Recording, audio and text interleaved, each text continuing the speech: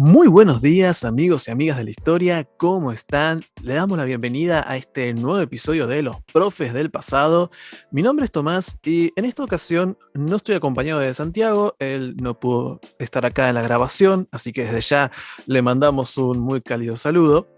Pero sí estoy acompañado de una invitada muy especial, sí, que nos va a estar acompañando justamente en esta nueva emisión. Así que, Janet, te damos la bienvenida. ¿Cómo estás? ¿Qué tal, Tomás? Muchas gracias. Estoy muy bien, la verdad, y muy contenta porque me hayan invitado a participar del podcast. Más contentos estamos nosotros de que estés acá, así que te agradecemos y esperamos que puedas pasar un buen rato junto con nosotros y con los oyentes. Así que, Janet, vas a estar acá con nosotros porque te especializás en una rama que para este programa va a ser muy interesante, ¿no? ¿Querés contarnos un poquito de lo que estudiás, de lo que haces? Bueno, les cuento un poquito. Yo soy estudiante del profesorado de biología. También me gusta muchísimo la química, soy muy apasionada por la química y la verdad es que me llamó la atención y me encantó esta idea de poder interrelacionar un poco dos áreas que parece que están muy desconectadas entre sí, pero que en realidad no lo están. Así que bueno, la verdad que me encanta la idea de poder participar. Y la verdad que me gusta mucho pensar también de que sería muy lindo, y es muy lindo en sí en el aula, poder trabajar este tipo de integración entre historia y química, por ejemplo, o historia y biología, porque de alguna manera ayuda a ver las cosas de una manera más integrada, ¿no? Y la verdad que es muy interesante y está muy bueno poder asociar por ahí determinados contenidos, ¿no? En el área de las ciencias exactas con otras cuestiones que tienen que ver con hechos particulares o procesos históricos que se han ido llevando a cabo, que la verdad que bueno, resulta muy interesante, ¿no? Sí, totalmente. Para nosotros, los historiadores, ustedes, sí, los que están más relacionados con este área, nos ayudan a ver cosas que capaz a nosotros se nos pasarían por alto, por eso es muy interesante. Cuestiones que tienen que ver más con la química, con la biología, pero que también ayudan a la comprensión del proceso histórico. Es algo que es bastante interesante, algunas relaciones que también que se están haciendo ahora a nivel científico son bastante novedosas y nosotros queríamos difundir un poco eso con un tema que es bastante especial, que es lo que nos está juntando el día de hoy, que es justamente cómo trabajaban los egipcios lo que hoy conocemos como la química. Porque sí, estamos hablando de una de las civilizaciones más antiguas que ya en ese tiempo estaban empezando a emplear algunos métodos, sí, algunas fórmulas, recetas, después Janet nos va a aclarar un poco eso, que son la base de lo que hoy conocemos como la química. ¿Y qué más está que decir que la química hoy en día es muy importante? Muchas de las cosas que tenemos derivan justamente de esta ciencia y tienen su nacimiento en esta civilización que es tan importante y tan conocida. Así que, ¿te parece, Janet, si comenzamos ya a hablar un poco sobre eso? Perfecto, Tommy. Bueno, en primer lugar, me parece bueno empezar a hablar acerca de qué es la química, ¿no? La química en sí va a ser una ciencia, o es una ciencia, mejor dicho, que se va a encargar del estudio de la materia y de las transformaciones de la materia. Tenemos que recordar que la predecesora de la química moderna, o sea, la química como la conocemos, como disciplina científica, va a ser la alquimia, ¿sí? Y justamente los egipcios van a ser los primeros, o no por ahí los primeros, pero sí los que van a sentar las bases de lo que va a ser después la química moderna. Se considera al padre de la química moderna en sí, a Antoine Lavoisier, que en el siglo XVIII lo que postuló fue la ley de conservación de la masa y la energía. Y lo que justamente va a hacer la química moderna es tomar por ahí ciertos elementos de lo que es la alquimia. Recordemos que la alquimia igual estaba más asociada a cuestiones un poco más esotéricas por ahí, ¿no? Pero sí hay que reconocer que hay ciertos instrumentos o por ahí determinadas cuestiones experimentales que de alguna forma van a sentar base para lo que es la química moderna. Bueno, en el caso este, que vamos a hablar de los egipcios, también tenemos que pensar que las prácticas cosmetológicas, por ejemplo, y metalúrgicas, también hacen como de preludio de ciertos procesos químicos que se van a llevar a cabo posteriormente con la evolución de esta disciplina, ¿no? Bueno, y una de las cuestiones que también hay que remarcar es que a lo largo de la historia, ¿sí? La química ha servido para resolver cuestiones que han sido muy, muy importantes. Por ejemplo, el caso de la identificación de los cuerpos de la familia Romanov, muy, muy importante para la historia, ¿no? Y la verdad es que sin esos estudios genéticos y forenses no se hubiese podido determinar la identidad de los cuerpos. Bueno, acá en este caso va a jugar un rol importante no solamente la química, sino también la biología, ¿no?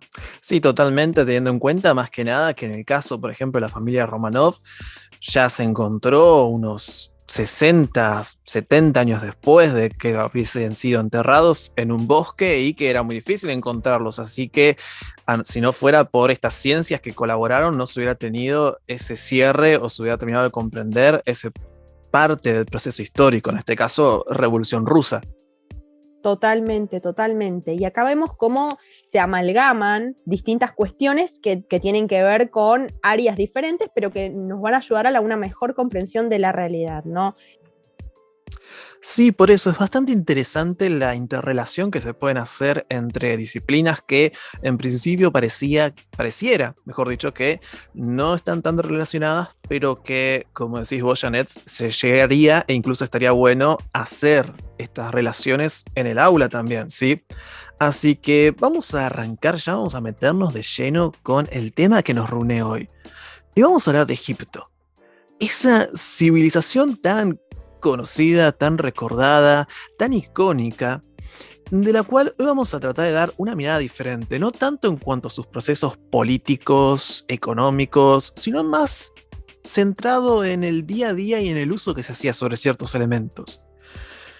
Egipto, sí, para que recordemos un poco, se encuentra en el noroeste de África, en el delta, ¿sí? En el valle del Nilo, una zona fértil rodeada básicamente de desierto.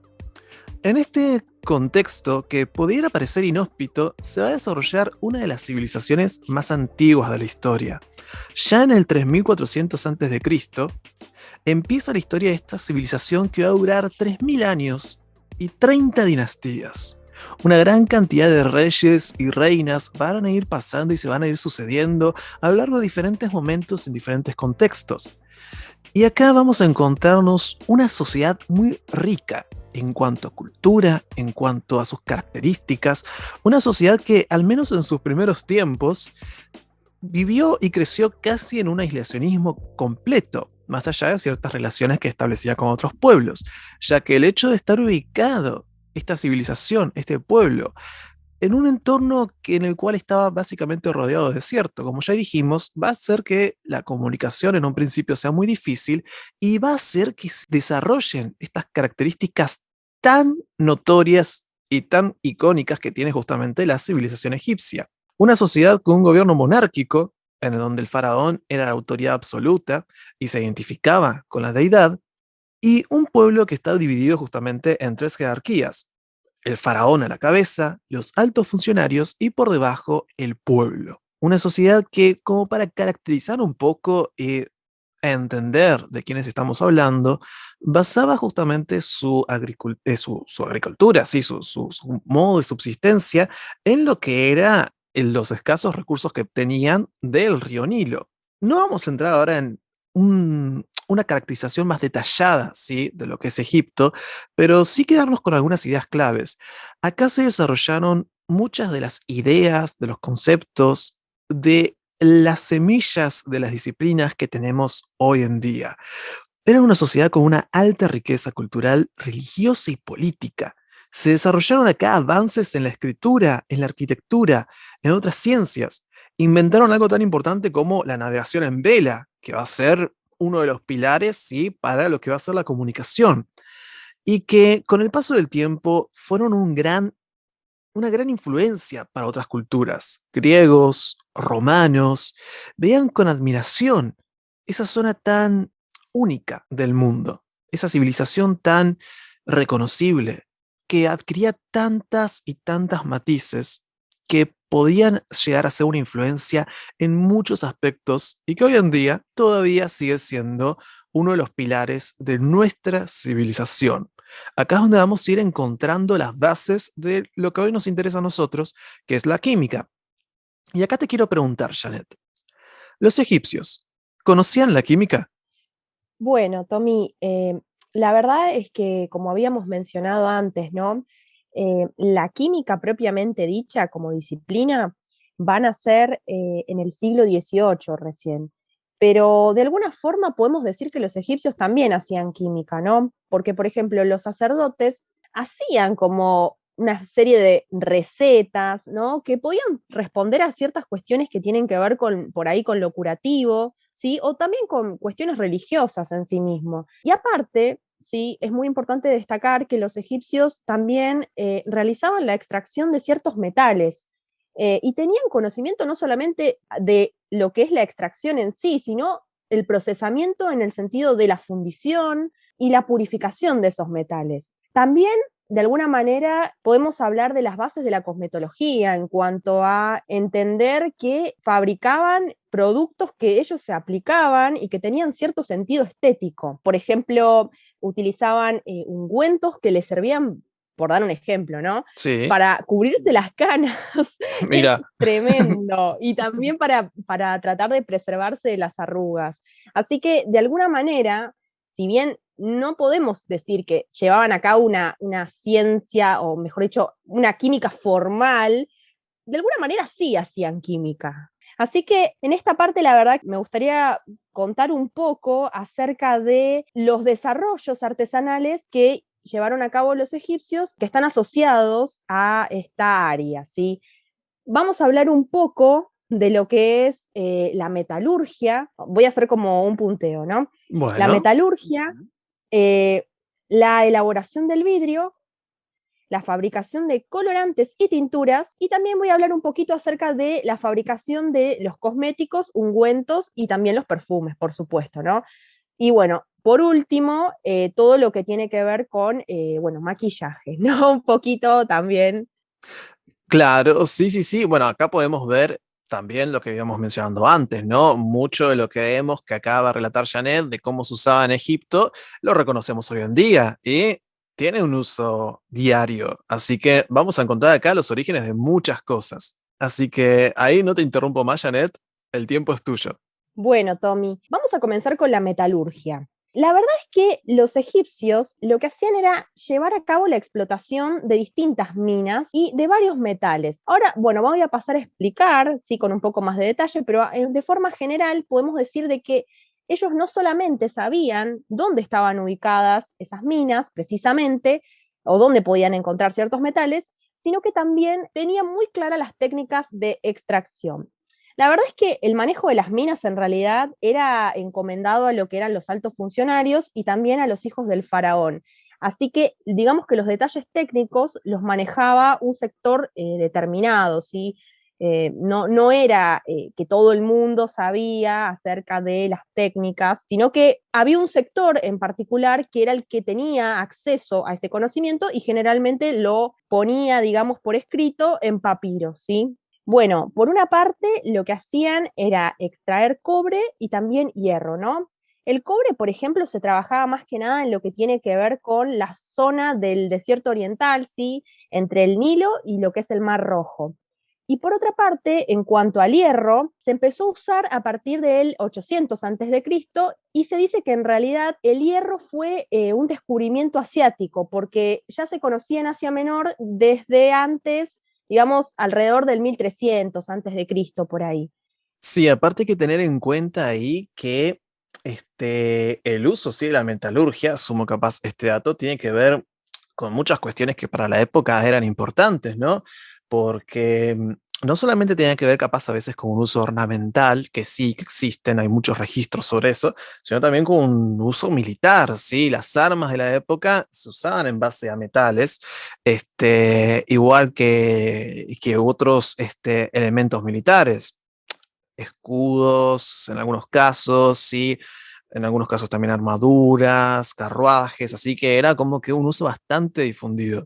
Totalmente, Tommy, totalmente. Aparte que hay que pensar también de que el filo de las espadas, sí, se templaba con, por ejemplo, con una mezcla de cobre y bronce, sí, tal cual como decís vos, tenía, digamos, usos que estaban asociados a lo militar y no tanto a la decoración en sí misma, ¿no? Ni tampoco a lo religioso ni lo simbólico. En el caso del hierro, la verdad es que se oxida muy rápido y bueno, o sea, es una de las causas por las que también sucedía esto, ¿no?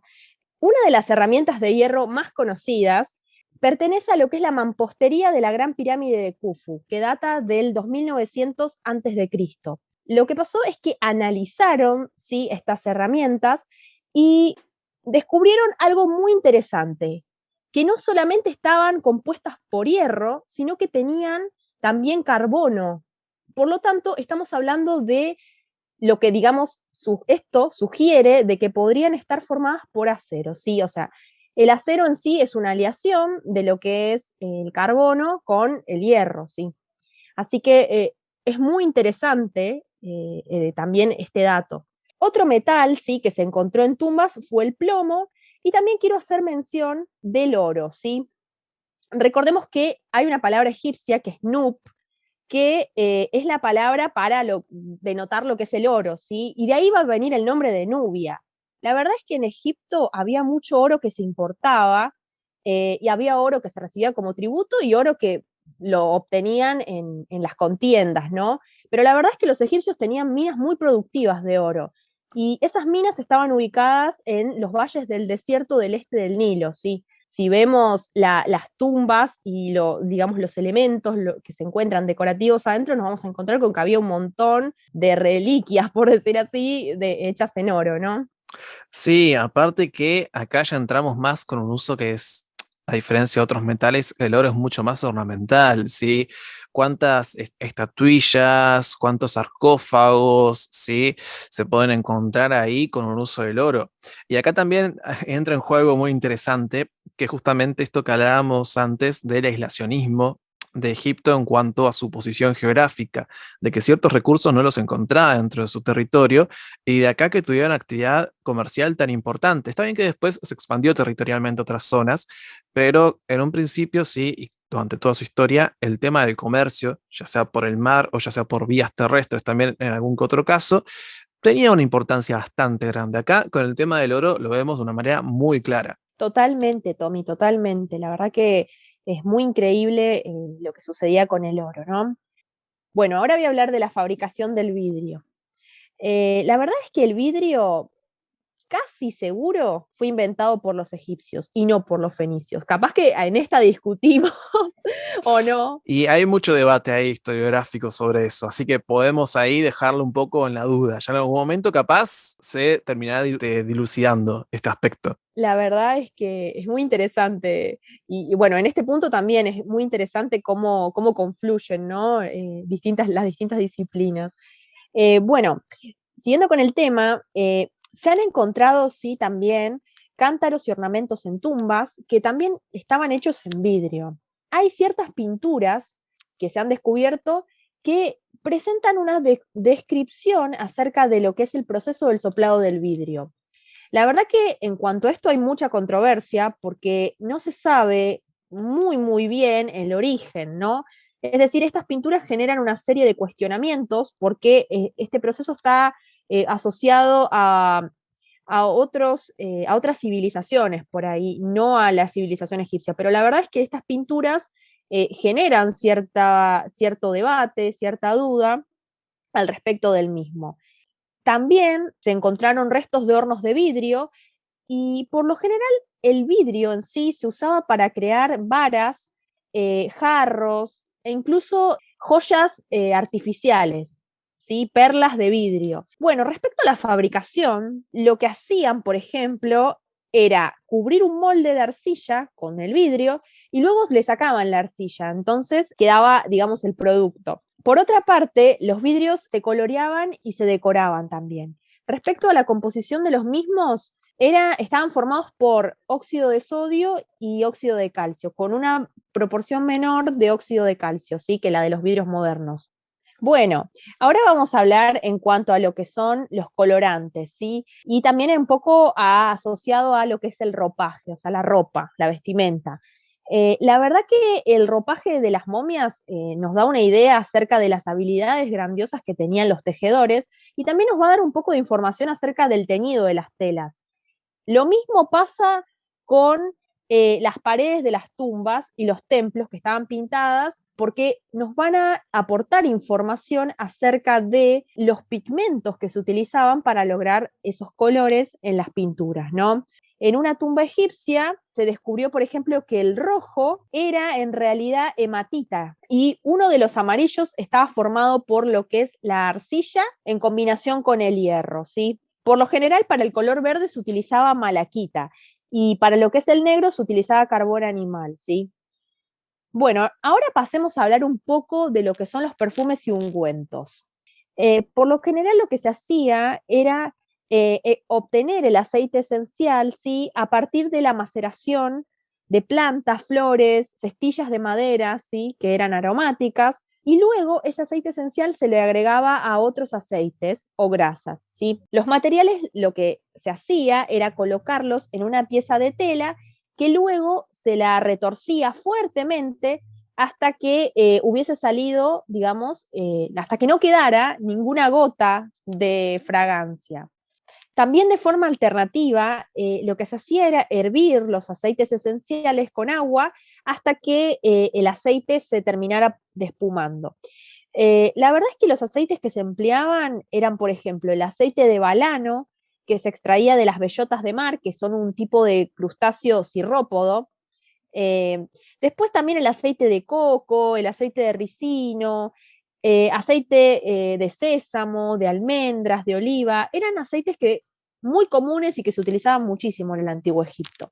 Y en este punto, Tommy, quiero contarte un poco acerca de, bueno, en particular acerca del perfume egipcio más famoso, por decir así, y también un poco acerca de un ungüento que se llamaba metopión, ¿sí?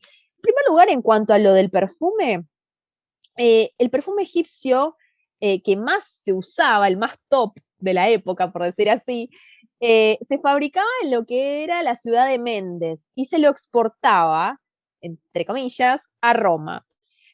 Eh, Ese perfume estaba hecho de aceite de coco, mirra y resina, y la verdad es que dicen que tenía una muy buena duración y que si resultaba como muy fuerte, lo que hacían era suavizarlo con un poco de vino dulce, ¿no?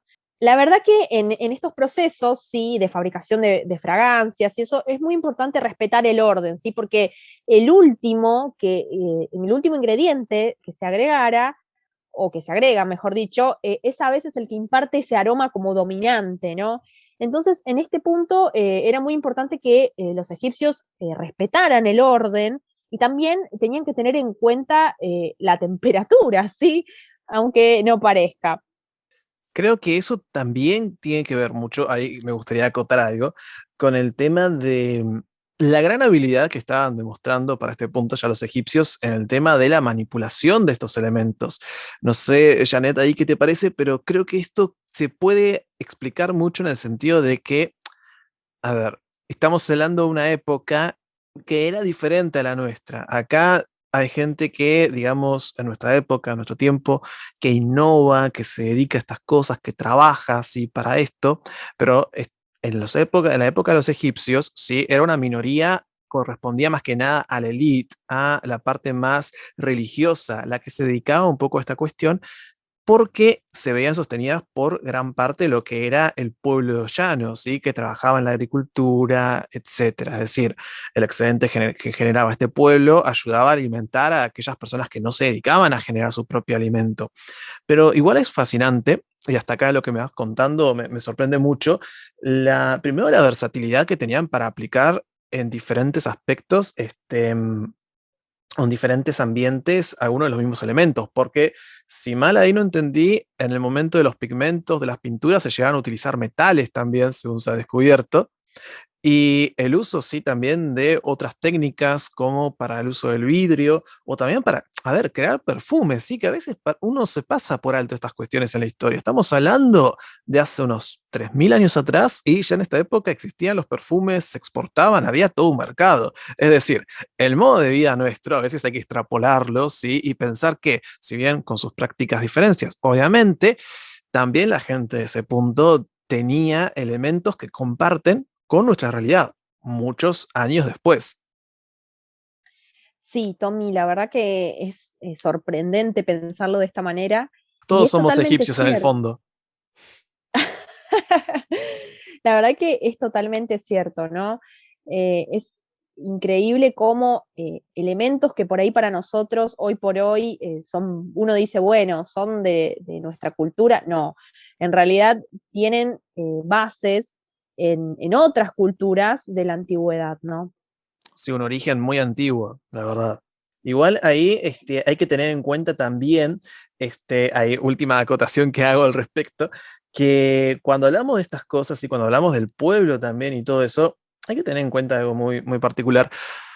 Quienes hacían las pinturas, quienes hacían las representaciones o marcaban cómo iban a ser, ¿sí? Esos jeroglíficos, textos o arte que nosotros conocemos hoy de Egipto, tenía que ver más que nada con la elite, ¿sí? Que era quienes mandaban a hacer estas representaciones. Es decir, cuando vemos todo esto, tenemos que pensar que estamos viendo el punto de vista de la elite, incluso cuando son pinturas que representan momentos de la vida, ¿sí? O elementos que usaban las clases más bajas. Todo esto lo representaba la elite, así que nosotros tenemos una visión también que es un poco parcial, porque lo vemos del punto de vista que lo veían justamente los nobles, etcétera, que capaz a veces tenían una mirada sobre el pueblo que podía ser un poco estigmatizante o lo veían como, digamos, una clase más baja, ¿sí? En diferentes sentidos. Así que cuando hablamos, sí, de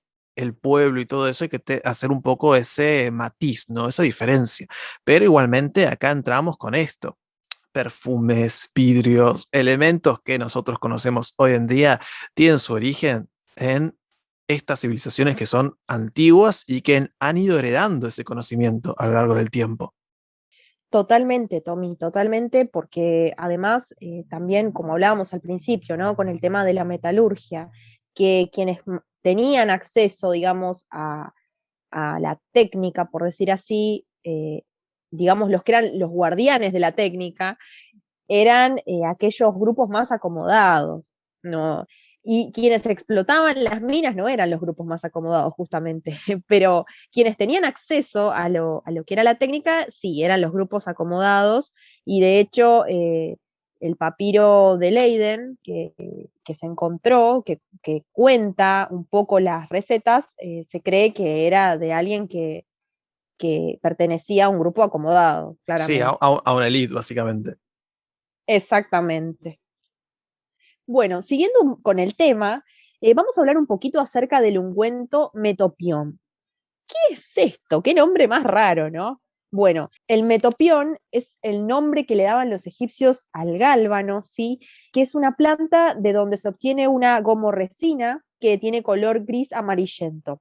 El ungüento metopión tenía un uso principalmente medicinal, relajante, daba calor y generaba transpiración, ¿no? En general tenía un uso asociado a abrir los vasos sanguíneos y poder extraer y purgar úlceras, ¿no? También se utilizaba para tratar cortes en los tendones y en los músculos. Ciertos componentes que formaban el metopión, o mejor dicho, la receta para el metopión, llevaba, por ejemplo, aceite de almendras amargas, aceitunas inmaduras, un poquito de cardamomo para darle un olor, ¿sí? También llevaba miel, mirra, obviamente tenía un poquito de gálbano, y le ponían resina de trementina. Y también le agregaban un poco de vino para poder darle cierto punto al ungüento. Por otra parte, vamos a hablar de los cosméticos. Bueno, en cuanto a los cosméticos, podemos decir que los egipcios apreciaban muchísimo la limpieza y la apariencia personal, ¿sí? En lo que era el servicio sacerdotal, la limpieza estaba prescripta, es decir, era crucial que los sacerdotes se bañaran varias veces al día y que tuvieran el cuerpo totalmente afeitado para no transmitir piojos ni parásitos a los altares, ¿sí? Claro, sí, es como que trataba de inculcar una higiene que sea, digamos, completa en el caso de lo que eran los sacerdotes, ¿no? Totalmente, totalmente. Sí, era una sociedad más que nada muy religiosa. A ver, acá estamos hablando más de algunos aspectos que son más técnicos de Egipto, que a veces se nos pasan, que está bueno verlo también para entender algunos elementos que componían su día a día, pero también hay que tener en cuenta que es una sociedad bastante religiosa y que no me extraña a mí, Janet, que fueran tan estrictos respecto a ciertos aspectos de la vida de los sacerdotes. Sí, aparentemente eran muy, muy estrictos y claramente, como decís vos, Tommy, respondía a una cuestión religiosa muy, muy importante para ellos, ¿no? La pureza, Tan de alguna importante, manera, sí, tan importante para los egipcios, perdón. sí, sí, no, está bien. Sí, la pureza era muy, muy importante, el hecho de no contaminar el altar para sus dioses, ¿no? Bueno, respecto a los productos cosméticos que los egipcios fabricaban, podemos mencionar varios, ¿sí? Por ejemplo, podemos hablar de lo que son los desodorantes, ¿sí? Tenemos que tener en cuenta que el clima es bastante cálido en esa Bastante. zona y la verdad es que era muy necesario, o por lo menos era lo que ellos pensaban, ¿no? Y lo que hacían los hombres y las mujeres era frotar sobre su piel semillas de algarrobo, y también se colocaban en las axilas y en la entrepierna como unas bolitas de incienso que las empapaban en avena. Bastante curioso, bastante Sí. curioso. Por otra parte, fabricaban cremas de limpieza y bueno, una de las más utilizadas, de lo que se tiene conocimiento, ¿no? Estaba fabricada a base de aceite de oliva y cal apagada. Por otra parte, le daban mucha importancia al tratamiento de las arrugas. Lo que hacían para poder tratarse las arrugas era crear una crema a base de resina de frankincense, que es un árbol, la mezclaban con, digamos, mezclaban la resina con la cera de abejas y también a eso le agregaban un poco de aceite de moringa fresco y hojas de cíperus. Se machacaba todo esto, se molía y se lo mezclaba con el jugo fermentado de las hojas del cíperus, ¿sí? La verdad que es sorprendente que existieran ya las cremas antiarrugas. En el antiguo Egipto, o En sea, el antiguo Egipto les importaban las arrugas.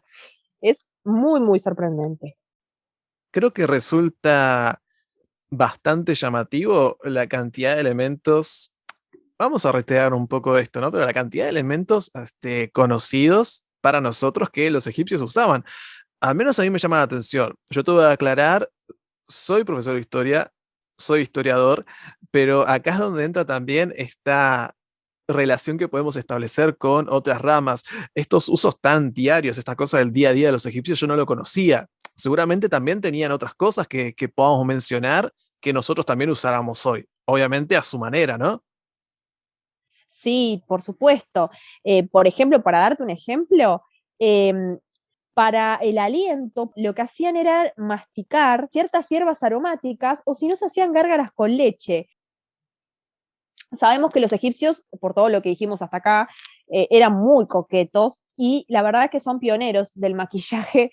Ellos realizaban sus propios maquillajes artesanales con mezclas de pigmentos y grasas de animales, ¿sí? Por ejemplo, fabricaban sombras a base de col o malaquita, e incluso fabricaban lápiz de labios, por ejemplo, mezclaban rojo ocre con un poco de grasa y fabricaban un labial rojo, por ejemplo, y para lo que eran los esmaltes de uñas utilizaban la henna.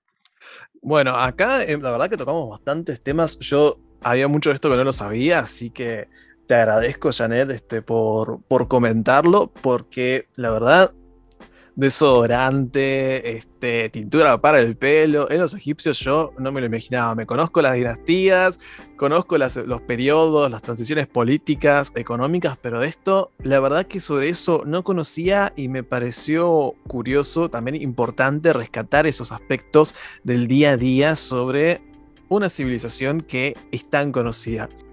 Así que Janet, realmente te quiero agradecer por haber estado acá en este podcast. Me pareció muy importante todos tus aportes, una mirada fresca sobre Egipto, una mirada que realmente dudo que muchos de los oyentes conocieran. Yo realmente me sorprendí mucho mientras vos ibas hablando y que realmente evidencia la importancia que tiene el hecho de colaborar entre diferentes ciencias para lograr un conocimiento mucho más amplio. Espero algún día poder yo aportar de la historia para también complementar los conocimientos de química y biología. Pero desde ya te agradezco muchísimo por haber estado acá y obviamente estás más que invitada para volver a participar en este programa.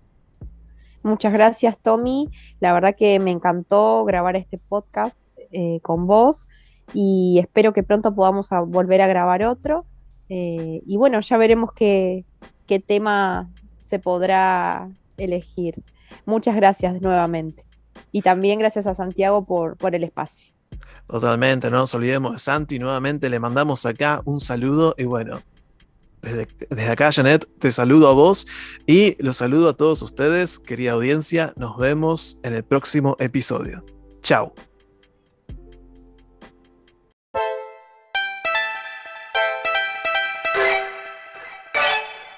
Acabas de escuchar a los profes del pasado. No olvides buscarnos en Instagram como @profesdelpasado para encontrar mucho más contenido relacionado con diferentes temas históricos. Nos vemos en el siguiente episodio.